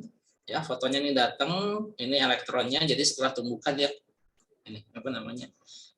Lentik sempurna gitu ya. Jadi balik apa? Seperti ini. Padahal tadinya nih diem, terus di ini sama foton dihambur, jadinya ini ke sini, ini ke sini. Ya, makanya nanti 0 derajat untuk gerakan elektronnya seperti itu. Oke, ada yang mau volunteer persoalan efek fotolistrik? Efek fotolistrik ini nomor 8 sama 9. Izin stop share ya Pak, terima kasih. Ya, sama. Efek fotolistrik dari pertanyaan nomor 8 dan 9. Ada yang mau menjawab? Cahaya dengan panjang gelombang 2 nanometer menyinari permukaan yang terbuat aluminium. Jadi kita harus tahu fungsi kerja dari aluminium berapa. Energi sebesar 4, dibutuhkan untuk melepaskan elektron. Nah, itu fungsi kerjanya. Berapa energi kinetik dari elektron yang tercepat, yang terlambat, yang terlepas dari permukaan.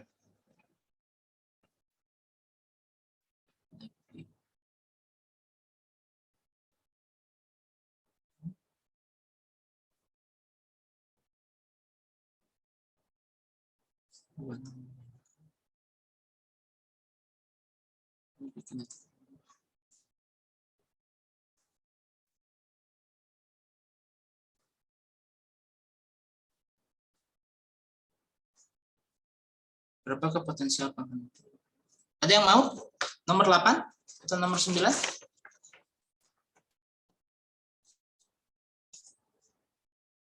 Oke, kalau nggak ada nih saya jawab aja. Untuk nomor 8. Untuk nomor 8 ini kan ada ini. Ada logam, kemudian dia disinari gitu kan. Ini ada foton, ini ada logam aluminium. Nah, fotonnya ini menumbuk logam aluminium ini sehingga dari peristiwa efek fotolistrik ya ini ada elektron pada logam ini dia terlepas, gitu ya, ada elektron terlepas, terlepas gitu ya. Makanya nanti kita akan menggunakan energi total adalah sama dengan energi kinetik ditambah fungsi kerja, ya, fungsi kerja. Nah ini energi total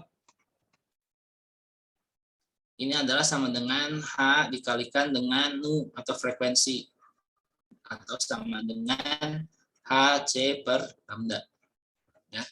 Jadi dengan demikian, ini diketahui panjang gelombangnya sama dengan 200 nanometer. 200 nanometer, kemudian fungsi kerja dari aluminium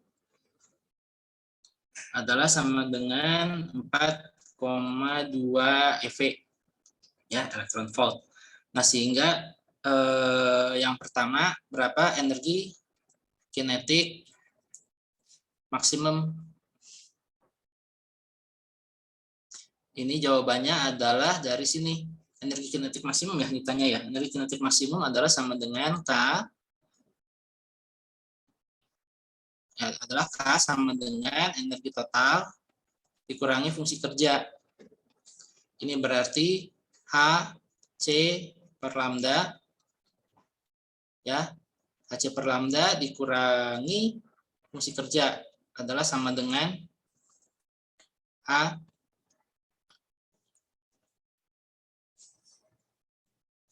itu berapa?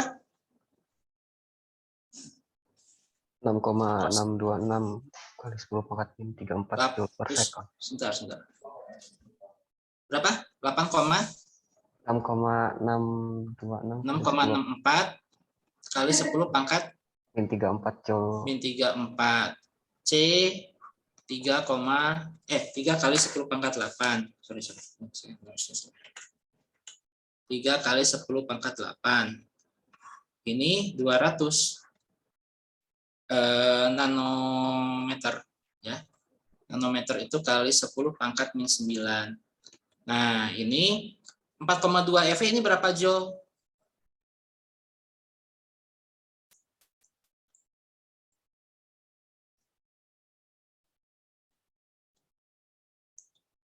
(4,2 eV berapa joule? 6,729 kali 10 pangkat min 19. Min 19. Nah, ini berarti hasil yang ini nanti dikurangi sama 6,729 kali 10 pangkat min 19. Nah, inilah nanti energi kinetiknya. Energi kinetik maksimum adalah berapa nih totalnya? Kalau di solusi dia dalam satuannya itu EV. Kmax-nya itu adalah sama dengan 2 elektron volt. Ya, sama dengan berapa joule?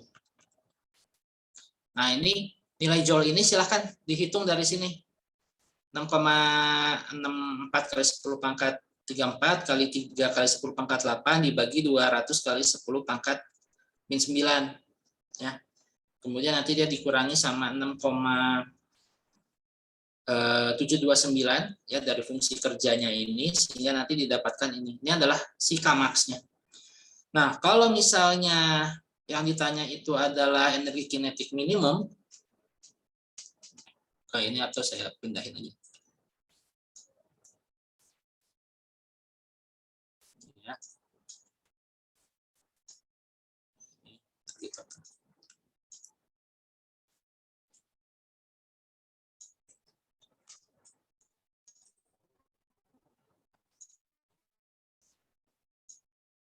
Kalau yang ditanya itu adalah energi minimumnya,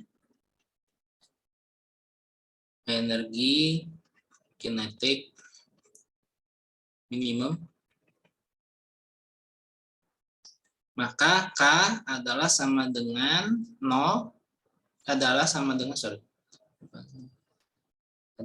jadi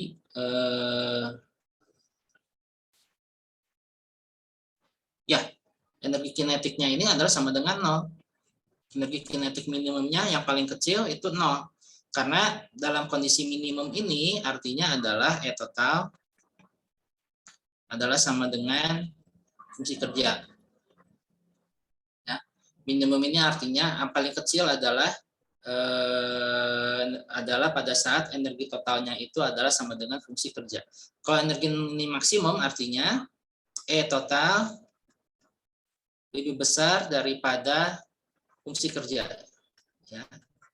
Nah, kalau energi total kurang dari fungsi kerja ya jelas dia tidak menghasilkan apa-apa ya. Tidak akan menghasilkan apa-apa.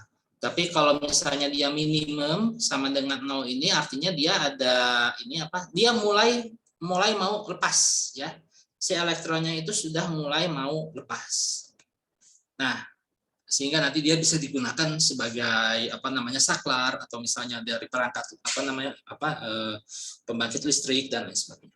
Nah, kemudian pertanyaan ketiga adalah berapa stopping potensial penghenti.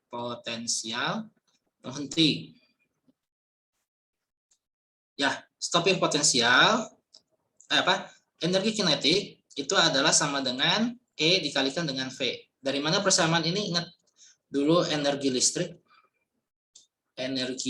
listrik atau energi elektrostatik. Energi elektrostatik itu adalah sama dengan muatan dikalikan beda potensial ya. Dulu tuh. Ya, energi elektrostatik adalah sama dengan muatan dikalikan dengan perubahan potensial. Nah, ini kita pakai sekarang ya.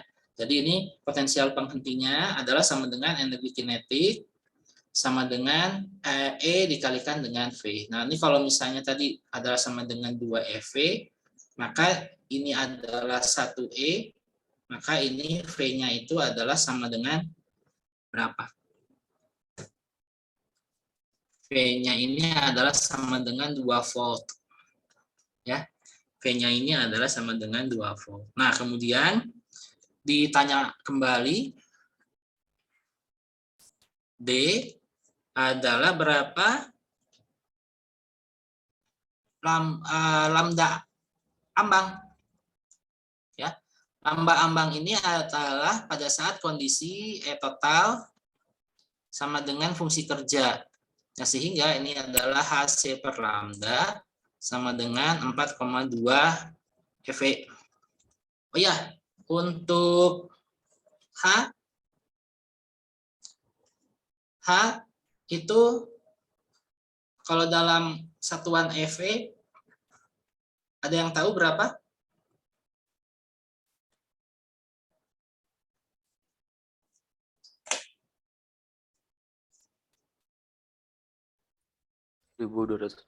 Pak. 1240 EV ya? Berapa apa satuannya? Itu HC, Pak. H kali. Oh, HC ya? Kalau H sendiri, kalau dalam satuan EV second itu 4,1357 kali 10 pangkat 15.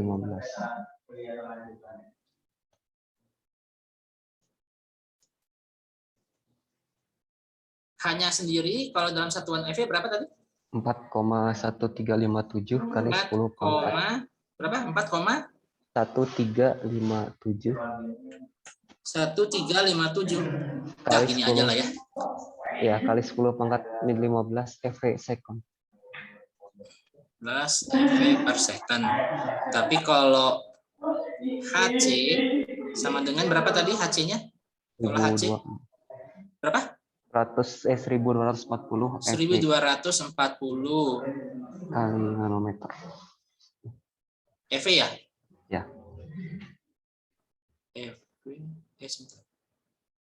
EV per nanometer ya? EV per meter mungkin?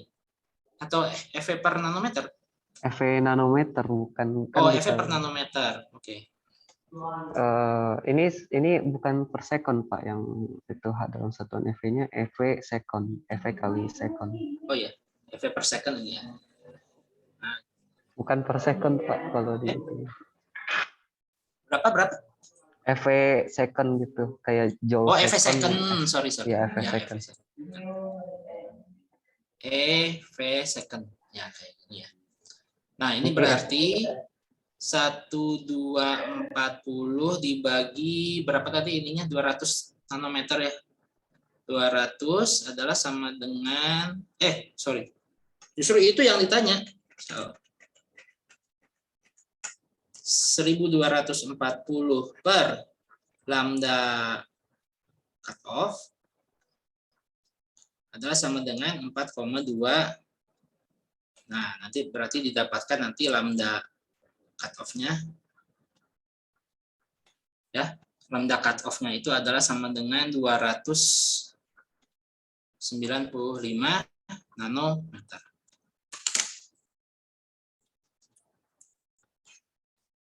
Ya, ini dari sini. Ya, ini sama dengan ambang gitu ya. Oke, ini ada saya mau coba nomor 9.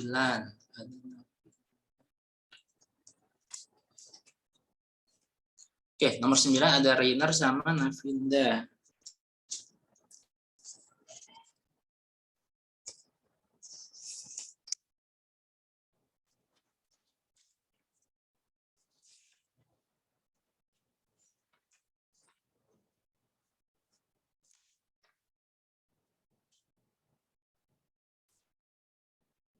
Boleh deh sama Rainer nomor 9?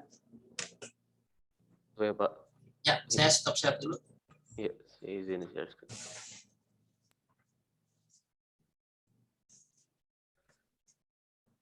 Oke, di nomor 9 kan yang A-nya itu tentukan nilai panjang gelombang dan yang B-nya tentukan fungsi kerja permukaan tersebut. Ya. Tapi kalau saya, Pak, saya dapatnya fungsi kerjanya dulu karena saya pakai rumus E dikali tegangan penyetop Ya. sama dengan kinetik maksimum. Ya. Kemudian diturunkan rumusnya untuk cari fungsi kerjanya, HC-nya 1240, lambda-nya pakai lambda yang pertama 491 dikurang ini tegangan penyetopnya kali elektron, jadi langsung 0,71 elektron volt. Dihitung sekian dapat fungsi kerjanya 1,8164 elektron volt.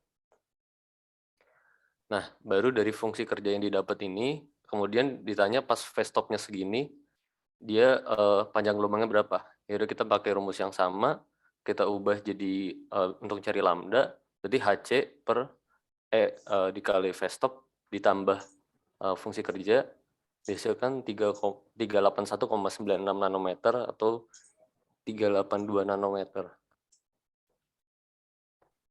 Ya, betul ya jawabannya. Kalau penghentinya ya fungsi apa itu namanya fungsi kerjanya itu adalah 1,82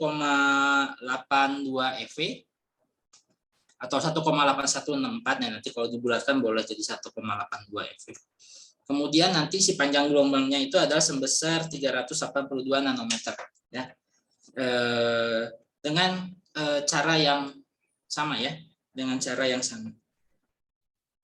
Kalau misalnya ingin mencari apa itu namanya, ingin mencari panjang gelombangnya ya, jadi kebalikannya gitu bisa juga sih ya, bisa juga dengan apa itu namanya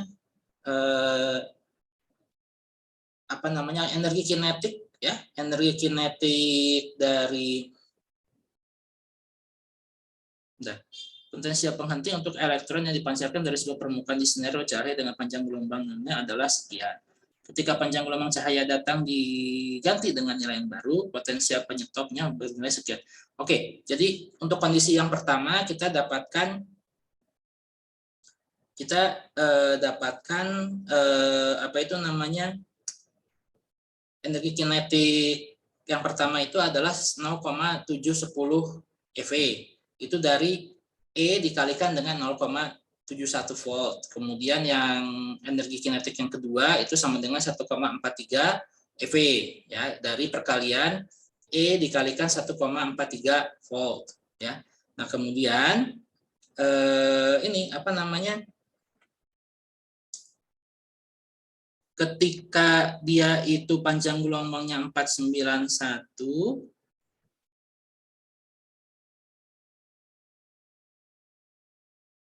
sebentar. Potensial penghenti untuk elektron yang dipancarkan dari skop permukaan jenis cahaya dengan permukaan. Ketika panjang gelombang datang diganti dengan nilai baru, potensial penyetopnya nilainya adalah sekian. Tentukan nilai panjang gelombang. Tentukan nilai panjang gelombang. Oh ya, berarti di sini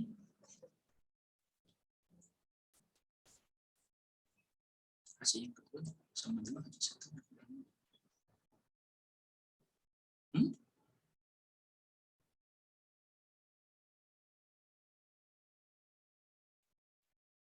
Kalau kalau apa namanya? Ini ya. Kalau mau mencari apa itu namanya, kalau mau mencari lambda yang keduanya itu, maka si fungsi kerjanya harus dicari dari yang ini, harus dicari dari yang pertama dulu. Jadi agak ribet cara penyelesaiannya seperti ini. Kalau yang nomor berapa tadi? Nomor 9, ingin dicari berapa K-nya dulu, maka gini caranya. K1 adalah sama dengan E dikalikan V1. Ini sama dengan 0,710 EV. Kemudian K2 adalah sama dengan EV2 adalah sama dengan 1,43 EV. Nah, kita kan tadi ada persamaan ya. Energi total sama dengan K ditambah fungsi kerja. Nah, artinya fungsi kerja ini bisa kita dapatkan dari energi total 1 dikurangi K1 gitu. Nah, kemudian ini kan kita ingin tahu ini ya. Kemudian kita itu ingin tahu total 2 adalah sama dengan K2 ditambah fungsi kerja. Fungsi kerjanya kan sama ya. Fungsi kerjanya sama, sehingga dengan demikian ini adalah HC per lambda 2, ini adalah sama dengan K2 ditambah ya ini ditambah energi total 1 dikurangi K1. Jadi ini adalah sama dengan HC per lambda 1 ditambah K2 dikurangi K1. Makanya nanti lambda 2-nya ini emang agak ribet. Jadi ininya HC dikalikan lambda 1 dibagi HC ditambah lambda 1 K2 kurang K1. Nah, nanti akan dapatkan lambdanya adalah 382 nanometer. Kemudian fungsi kerjanya, ya ini sih fungsi kerjanya, ya tinggal HC per lambda, misalnya HC 1 itu ya, dikurangi K1. Nah, ini nanti kita akan dapatkan 1,82 EV. Ya. Untuk yang A, ini untuk yang A, ini untuk yang B. Nah, ini kalau misalnya mau mendapatkan yang lambdanya dulu. Tapi apa yang dilakukan sama Rainer sebetulnya tadi betul sih. Nggak salah kalau misalnya kita ngitung dulu ininya, fungsi kerjanya baru nanti si ininya, baru nanti si lambda. Nggak salah. Oke, ada yang lain mau menjawab pertanyaan yang mana yang belum? Nomor 3 belum, nomor 5 belum, nomor 6 tadi udah, 7 sudah. Cuman di sini tidak ada ini ya, tidak ada contoh soal panjang gelombang de Broglie ya. Oh ya, sebentar. Setelah kuliah ini apa ada, setelah tutorial ini apa ada kelas? Ada Pak, tutorial matematika. Oh, tutorial matematika. Ya. Saya quick aja. Jadi materi ujian kita itu jangan salah, dia itu sampai ke dualisme ya. Dualisme itu berarti mencakup ini panjang gelombang de Broglie dan juga penerapannya. Nah, kemudian artinya sekalipun saya itu belum sempat untuk membuatkan video yang terkait gelombang elektron, ya, gelombang elektron, nanti tetap materinya itu sampai ke itu tadi, ya, panjang gelombang de Broglie itu. Sedangkan materi di ini, ya, materi yang disampaikan di akhir ini slide tentang ketidakpastian Heisenberg itu tidak cakup, ya, tidak mencakup materi ujian. Tapi permasalahan dari ini dualisme gelombang materi yang perlu dipahami adalah kalau misalnya elektron, ya, misalnya elektron itu punya energi tertentu, maka kita bisa hitung berapa panjang gelombangnya, gitu ya.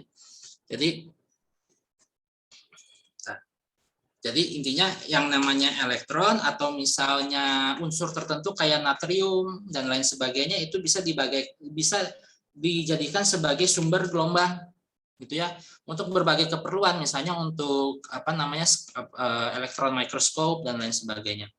Nah, sehingga ini tahun 1924 ini ada perhitungan dari de Broglie yang melihat bahwa ada fenomena ini juga, ya. Ada fenomena bahwa yang namanya berkas elektron, ya, elektron dikirim seperti ini, kan tadinya harusnya kan seperti ini, ya, harusnya dia kan didapatkannya seperti ini, tapi ternyata untuk energi tertentu, ya, untuk energi tertentu dia malah menghasilkan pola terang gelap kayak difraksi, ya, kayak difraksi atau interferensi. Nah, artinya untuk untuk energi tertentu, kalau misalnya elektron diberi energi tertentu, maka perilakunya menjadi seperti gelombang. Makanya kalau misalnya kita punya nilai momentum gelombang, misalnya kita punya massa elektron atau massa unsur dikalikan kecepatan geraknya, maka nanti akan menjadi momentum. Ya, akan jadi momentum. Kemudian nanti kalau misalnya si momentum ini membagi nilai konstanta Planck, maka akan didapatkan nilai lambdanya. Oleh karena itu, maka elektron bisa kita jadikan sebagai pengganti dari cahaya untuk mikroskop, ya, untuk mikroskop. Nah, ini misalnya di slide kuliah ini dipakai neutron, ya. Jadi partikel neutron itu dijadikan sebagai sumber gelombang untuk difraksi kristal, ya, atau difraksi dari unsur tertentu, gitu ya, molekul tertentu dan sebagainya. Nah, kemudian kalau Anda lihat di Wikipedia atau misalnya di Google Maps, misalnya nih, ya, elektron microscope image. Nah, ini kayak gini bentuknya, ya. Jadi ini untuk benda-benda yang sangat kecil seperti kuman, bakteri, ya, dan lain sebagainya. Ini secara detail bisa dicitrakan oleh scanning elektron, ya, scanning elektron. Jadi mikroskopnya menggunakan elektron sehingga setiap detail yang ada pada serangga tertentu, kuman tertentu, virus tertentu dan lain sebagainya itu bisa kelihatan. Ya, dengan catatan ukuran dari objeknya lebih besar daripada panjang gelombang si elektron itu sendiri. Nah, kalau untuk contoh soalnya bisa dilihat di sini. Nah, ini misalnya hitung berapa panjang gelombang de Broglie untuk elektron yang memiliki kecepatan ini sama bola baseball yang masanya sekian bergerak dengan 13 meter per detik. Nah, ini bisa dilihat bahwa panjang gelombang de Broglie dari elektron itu signifikan, ya, 1,2 kali 10 pangkat minus 10 meter. Jadi dia sebanding dengan panjang gelombang cahaya, gitu ya. Sedangkan kalau yang ini, ya, yang bola baseball itu pendek sekali, makanya dia tidak bisa digunakan untuk itu, tidak bisa digunakan untuk mencitrakan citra tertentu, ya, tidak bisa digunakan untuk optik lah, gitu ya, tidak bisa digunakan untuk proses hamburan, interferensi, difraksi maupun pemantulan dan pemantulan pembiasan dan lain sebagainya. Nah, kalau mau lihat contoh soalnya bisa dilihat di bagian-bagian akhir, ya. Kalau misalnya objek yang menjadi sumber gelombangnya itu berupa partikel, maka kita menggunakan panjang gelombang de Broglie. Tapi kalau misalnya objeknya itu adalah cahaya, foton dan lain sebagainya, maka kita itu menggunakan fotoelektron yang energinya adalah Hc per lambda. Tapi kalau misalnya dia itu adalah elektron, ya hati-hati, kalau elektron maka energinya bukan Hc per lambda ya, tapi dia adalah setengah mv kuadrat gitu ya, atau misalnya EV dan lain sebagainya. Nah itu hati-hati ya. Nah ini ada, tapi ini contohnya nggak terlalu banyak ya, atau nanti mungkin bisa saya sisipkan contoh persoalan fisika modern yang terakhir muncul di ujian luring, nanti bisa saya share untuk sebagai bahan belajar. Oke, saya kira karena sekarang waktunya udah cukup, boleh menjawab nomor 10. Tadi nomor 10 udah kan? Sudah. Udah, nomor 10 sudah. Maaf. Oke, karena waktunya sudah cukup nih, saya kira kuliahnya diinikan dulu ya, kita cukupkan dulu. Terima kasih atas atas perhatiannya. Oh iya, kalau dari TPB kalian sudah dapat ini belum? Sudah dapat penempatan ruang ujian belum? Fisika udah Pak. Fisika sudah ya. Oke, jadi untuk ini lagi, untuk mengingatkan saja bahwa untuk kelas kita FTI Jatinangor, FTI J itu nanti akan dibagi di 2 kelas. Jadi di kelas kita biasa gunakan setiap kuliah di 9640 sama di 9641 di tetangganya ya. Di 960 sama di 9641. Saya ingatkan lagi bahwa KTM ya, bawa alat tulis sama